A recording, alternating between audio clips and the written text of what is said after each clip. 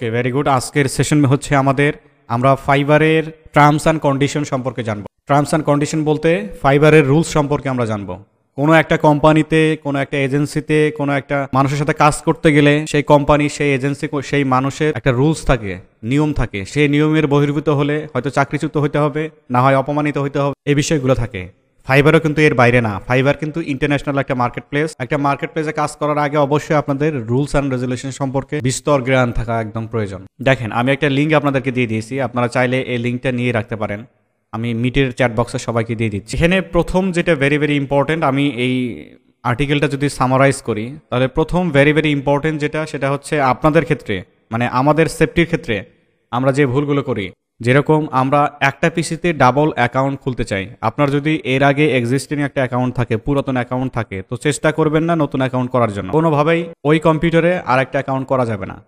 অনেকের কোশ্চেন থাকে যে আপনাদের সেম ব্রডব্যান্ড লাইনে, ওয়াইফাইয়ে, এগুলো আমাদের যে ব্রডব্যান্ডগুলো, এগুলো তো পাবলিক আইপি, প্রাইভেট আইপি না কিন্তু।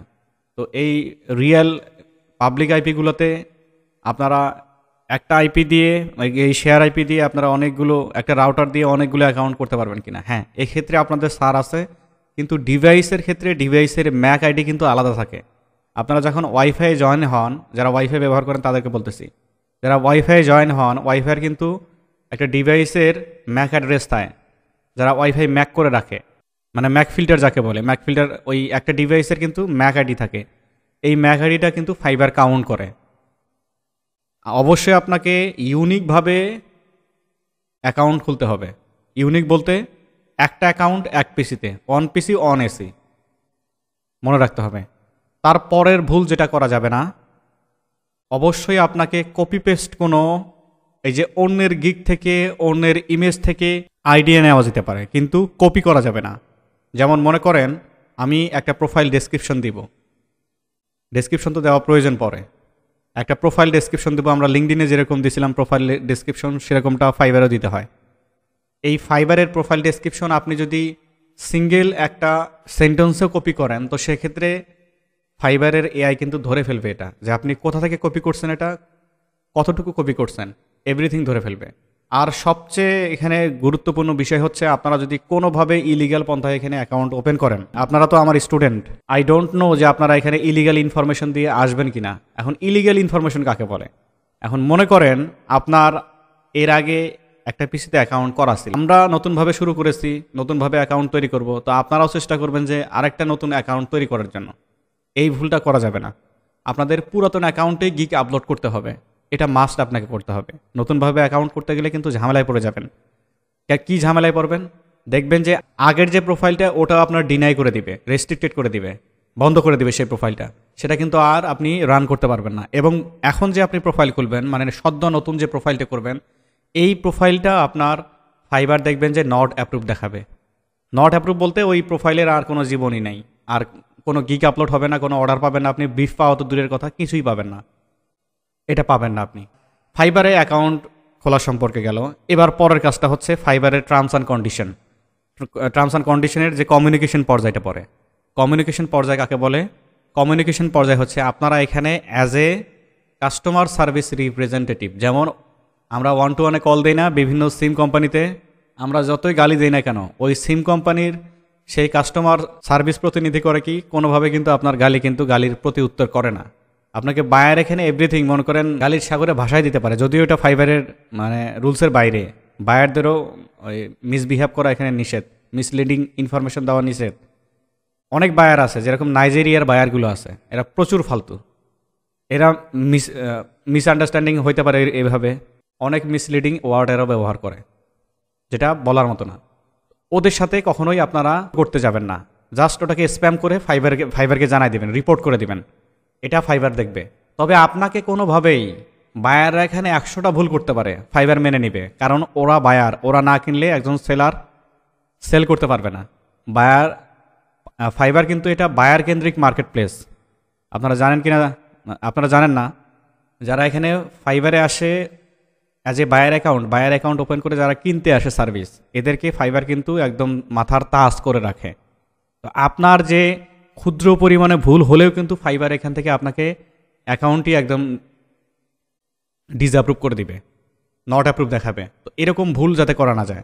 তারপরে হচ্ছে ওয়ার্ডের যে বিষয়টা, ওয়ার্ডের বিষয় বলতে কি, এমন এমন ওয়ার্ড আছে যেগুলো আপনাকে ইউজ করা যাবে না, অ্যাজ লাইক পেমেন্ট, ইমেল, তারপরে কন্টাকাস, এই ধরনের কোনো ওয়ার্ড এখানে ব্যবহার করা যাবে না। এগুলো মনে রাখেন কিন্তু, হ্যাঁ, ভিডিওটা রেকর্ড থাকবে, এটা বারে বারে কিন্তু আপনাকে রিপিট করতে হবে, খুব ভালোভাবে পড়তে হবে, কিন্তু মনোযোগ সহকারে এই কথাগুলো আপনাকে মনে রাখতে হবে, আদারওয়াইজ কিন্তু।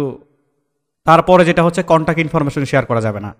কন্ট্যাক্ট ইনফরমেশন কি, যেমন আপনার ইমেল, আপনার ফোন নাম্বার, আপনার লোকাল অ্যাড্রেস, এটা কোনোভাবেই এখানে শেয়ার করা যাবে না। আপনার সোশ্যাল মিডিয়ার যে অ্যাকাউন্টগুলো, এগুলো কোনোভাবে এখানে শেয়ার করা যাবে না। এটা ফাইবারের রোবট অটোমেটিক্যালি ধরে আপনাকে কিন্তু প্ল্যানটি দিয়ে দিবে। টিওএস সার্ভিসের আন্ডারের উপরে আপনার অ্যাকাউন্ট একদম রিমুভ করে দিবে। এই ভুলগুলো যাতে আমরা না করি। দেন হচ্ছে আমরা কখনোই ফাইবারের ক্লায়েন্টদের সাথে আউট অফ দ্য মার্কেট প্লেসে মিটিং করতে চাবো না।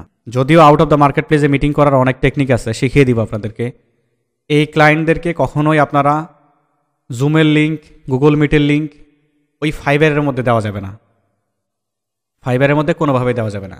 আবার আরেকটা মোস্ট ইম্পর্ট্যান্ট কথা, আমরা গুগল ড্রাইভে লিঙ্ক শেয়ার করে থাকি ফাইবারের মধ্যে, এটা থেকেও বিরত থাকতে হবে। যদিও এটা মাস্কিংয়ের অনেক বিষয় থাকে, শেয়ার করা যায় টার্মস অ্যান্ড কন্ডিশনের মধ্যে।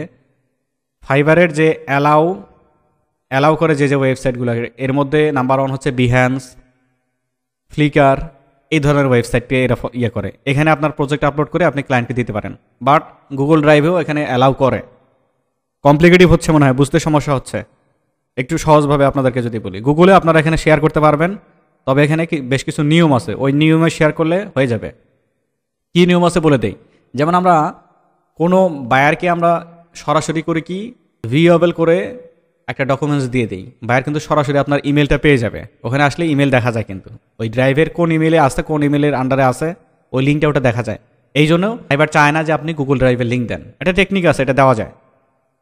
তারপরে হচ্ছে যেটা, আপনি কখনোই বায়ারকে বলতে পারবেন না যে রেটিং দেওয়ার জন্য। এটা কিন্তু প্রত্যেকটা মার্কেট প্লেসে প্রায় এরকম। আপনি ক্লায়েন্টের কাজ করে দিচ্ছেন, মনে করেন ক্লায়েন্ট আপনার ভাই, মনে করেন নিয়ারেস্ট একজন, সে সৌদি আরবে থাকে, আপনাকে একটা কাজ করাইছে অথবা রিভিউ দিছে আপনাকে একটা, আপনি কখনোই বলতে পারবেন না যে please take a review, 5 star review. সাথে সাথে আপনার প্রোফাইল একদম প্ল্যানটি দিয়ে একদম রিমুভ করে দিন। দেন তারপরে যেটা হচ্ছে, আপনি কখনোই এখানে আপনার কন্ট্যাক্ট ইনফরমেশন শেয়ার করতে পারবেন না। অলরেডি কিন্তু বলছি কন্ট্যাক্ট ইনফরমেশনের বিষয়ে, এটা আবার বলতেছি কেন, এটা মোস্ট ইম্পর্টেন্ট, এটা জানার প্রয়োজন। এই জিনিসগুলো আসলে ফাইবার কেন করে, যে তাদের ইনফরমেশনগুলো ফাইবার কেন, আপনাদের ইনফরমেশনগুলো ফাইবার কেন ওই তাদের মার্কেট প্লেসে অ্যাকসেপ্ট করে না, কারণ তারা বায়ার হারাবে। এভাবেই ফাইবারে ক্লায়েন্টগুলো কিন্তু হারিয়ে যায়। তবে আউট অফ দ্য মার্কেট প্লেসে ক্লায়েন্ট নেওয়ার অনেক পদ্ধতি আছে, যেগুলো আপনাদেরকে আমি জানাবো। সেশন থাকবে 2-3টা, মেবি 2টা থাকবে আউট অফ দ্য মার্কেট প্লেসের উপরে। এই বিষয়গুলো আপনাদের একদম স্ট্রিক্ট মনে থাকতে হবে। আচ্ছা, তারপরে আসি ফাইবারে আমরা যেটা বলি, ফাইবারে আমরা যে দোকান খুলব, এই দোকানের আবিধানিক নাম হচ্ছে গিগস, একে গিগ বলে। হ্যাঁ, একটা প্রজেক্ট আমরা যে ফটো আপলোড করি, তারপরে ডেসক্রিপশন দেই, ট্যাগ দেই, দিয়ে পাবলিশ করি, এটার হচ্ছে গিগ। হ্যাঁ, ফাইবারে আপনি সর্বনিম্ন $5 কাজ করতে পারবেন, $5 সার্ভিস প্রোভাইড করতে পারবেন, এবং সর্বোচ্চ $10,000 এখান থেকে আপনি চার্জ করতে পারেন ফাইবারের বাইরের কাছ থেকে। তারপরে আপনাদের যদি লেভেলিং সিস্টেমটা যদি একটু দেখাই, ফাইবার গিগস, আমি যদি লেভেল সিস্টেমে আসি, লেভেলের হেয়ারে যদি ক্লিক করি, একটু লেভেলিংটা কাকে বলে। এখন প্রত্যেকটা গেমেরই কিন্তু লেভেল থাকে, ফাইবারও মনে করেন অ্যাজ লাইক গেম, প্রত্যেকটা মার্কেট প্লেসেরই একটা লেভেল থাকে। মনে করেন আপনি ক্যান্ডি ক্রাশ খেলতেছেন, 1 লেভেল পার হওয়ার পরে 2 লেভেল, 3 লেভেল, 4 লেভেল, এইভাবে যতগুলো লেভেল ক্যান্ডি ক্রাশের আজ পর্যন্ত কিন্তু কোনো আপ লেভেল খুঁজে পাওয়া যায় নাই। আচ্ছা, ফাইবারে আসে। ফাইবারের লেভেল হচ্ছে মূলত 3 ধরনের, প্রথম লেভেল, দ্বিতীয় লেভেল, তৃতীয় লেভেল। প্রথম লেভেল, দ্বিতীয় লেভেল এবং তৃতীয় লেভেল, ফাইবারের এই 3টা লেভেলে কাজ হয়ে থাকে। আপনি প্রথম যখন অ্যাকাউন্ট খুলবেন, তাহলে ধরে নিতে পারেন আপনি লেভেল 1 না, 0 লেভেল। এই 0 লেভেল থেকে লেভেল টপ রেটেড যাকে বলে, একদম আপ লেভেল, লেভেল 3 এটাকে টপ লেভেল বলে, টপ রেটেড বলে। তো দেখি টপ রেটেড কীভাবে হওয়া যায়। তো 0 লেভেল থেকে টপ লেভেলে যাইতে গেলে আমাদেরকে এই ক্রাইটেরিয়াগুলো মানতে হবে। তো আপনাদেরকে একটু জুম করে আমি দেখাই, দেখেন তো মনে করেন লেভেল 1 হতে গেলে আপনাকে অবশ্যই স্কোর রাখতে হবে 5+। রেটিং, বায়াররা যে রেটিং করবে এই রেটিংটা আপনার 4.4 লাগবে, অ্যাভারেজ 4.4। এবং রেসপন্স রেট, বায়াররা যে মেসেজ দিবে আপনাকে অন্তত আপনাকে 80% রেসপন্স রেট রাখতে হবে। মনে করেন আপনি এখানে মেসেজের রিপ্লাই দিয়েছেন, কয়টা মেসেজের রিপ্লাই দিয়েছেন তার উপরে বেসিস করে রেসপন্স রেট কিন্তু এটা নির্ভর হবে। এবং বায়ারের মেসেজ দেওয়ার কয় মিনিট পরে আপনি রিপ্লাই দিয়েছেন, এভরিথিং কিন্তু এখানে আসবে। আর এখানে কিন্তু ফাইবারে 24 ঘন্টা অ্যাক্টিভ থাকতে হয়। ক্লায়েন্ট মেসেজ দেওয়ার 1-1.5 মিনিট অথবা 2 মিনিট যত তাড়াতাড়ি সম্ভব মেসেজের রিপ্লাই দেওয়া এবং তার সাপোর্টে সংযুক্ত হলে অর্ডার পাওয়ার পসিবিলিটি 80% বেড়ে যায়। আচ্ছা, রেসপন্স রেট থাকতে হবে আমাদের এখানে 80%। এবং অর্ডার পেতে হবে 5টা অর্ডার কমপ্লিট করতে হবে। ইউনিক ক্লায়েন্ট রাখতে হবে 3টা। এখন মনে করেন একটা ক্লায়েন্টই আপনাকে বারে বারে অর্ডার দিয়ে যাচ্ছে, মনে করেন 5টা অর্ডার দিছে, হবে না, 3টা অন্তত ইউনিক ক্লায়েন্ট লাগবে। এবং ওই 3টা ক্লায়েন্ট, মনে করেন আপনি এখানে 100টা ক্লায়েন্টের কাজ করছেন, আপনি আর্নিং করছেন $400, আপনি কিন্তু লেভেল 2তে যেতে পারবেন না, এটা লেভেল 1-এ থাকবে। এই $400 আপনাকে আর্নিং করতে হবে। এই ক্রাইটেরিয়াগুলো ফিল আপ করলে আপনি লেভেল 1-এ উত্তীর্ণ হবেন লেভেল 0 থেকে। লেভেল 2তে যদি আসি, এখানে স্কোর থাকতে হবে 7+, এবং রেটিং থাকতে হবে 4.6, রেসপন্স রেট 90%, অর্ডার কমপ্লিট করতে হবে 20টা, ইউনিক ক্লায়েন্ট লাগবে 10টা, এবং আর্নিং করতে হবে আপনাদের $2000। টপ রেটেডে যদি আসি, স্কোর লাগবে হচ্ছে 9+, টপ রেটেড রেটিং লাগবে হচ্ছে 4.7, response rate 90%, unique order complete করতে হবে আপনাকে 40টা, এবং ইউনিট ক্লায়েন্ট লাগবে আপনাকে 20টা। $10,000 আর্নিং করলে আপনি এই লেভেলে চলে আসবেন। এই লেভেলে আসলে, টপ রেটেড লেভেলে আসলে আপনাদেরকে ফাইবার এক্সট্রা একটা ফ্যাসিলিটি দিবে। তবে টপ রেটেড লেভেলে বায়াররা সেলাররা আসলে কম ওইভাবে যায়, অনেকেই ওয়ার্নিং খেয়ে বসে থাকে, অনেকে কমিউনিটি গাইডলাইন স্ট্রাইক খায়, ঝামেলা হয়। তো এক্ষেত্রে আপনাদের একদমই নিয়মকানুনগুলো প্রথমেই বলে দেওয়া হলো। আপনাদের ব্যাচ থেকেই দেখবেন যে অনেকেই টপ রেটেড হয়ে যাবেন ইনশাআল্লাহ, অনেকেই হবেন যদি খুব ভালোভাবে ডেডিগনেশন নিয়ে কাজ করেন। এটা আমি বিশ্বাস করি যে আপনারা পারবেন, যেহেতু প্র্যাকটিসগুলো করছেন, ক্লাসে মনোযোগ সহকারে কাজগুলো করছেন, আই হোপ যে এটা আপনারা করে ফেলতে পারবেন। হ্যাঁ, আচ্ছা, তারপরে হচ্ছে এখানে লেভেল 1 এখানে কি দেখাইছে লেভেল, আচ্ছা বেনিফিটস অফ লেভেল, বেনিফিটস দেখাইছে, নাম্বার অফ গিগস,